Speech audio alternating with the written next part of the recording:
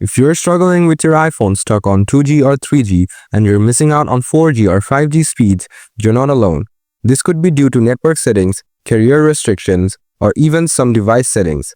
Don't worry though, I'm here to help you out with a few simple fixes to get your cellular data back to full speed. Let's dive in and get your iPhone connected to the best network possible. Solution 1. Refresh your mobile network. First, open the Settings app on your iPhone. Now, toggle airplane mode on. Wait for a few seconds, then toggle it off. This should refresh your network connection and hopefully fix the issue. Solution 2. Reinsert SIM card. Removing and reinserting your SIM card can help with network problems. Here is how. Power off your iPhone first. Use a SIM ejector tool or a paper clip to eject the SIM card tray. Take the SIM card out, wait for a few seconds, then reinsert it. Power your iPhone back on and check if it connects to 5G. Solution 3. Enable 4G or 5G from voice and data settings. Open Settings on your iPhone.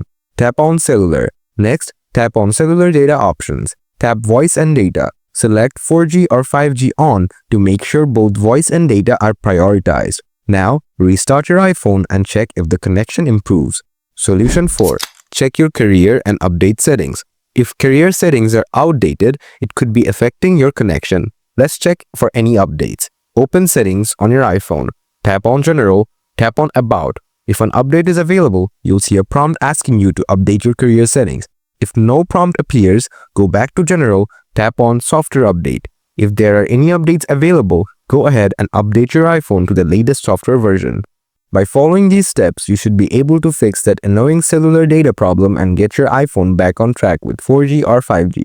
If this guide helped, make sure to hit that subscribe button for more troubleshooting tips. Thanks for watching, and I'll see you in the next video.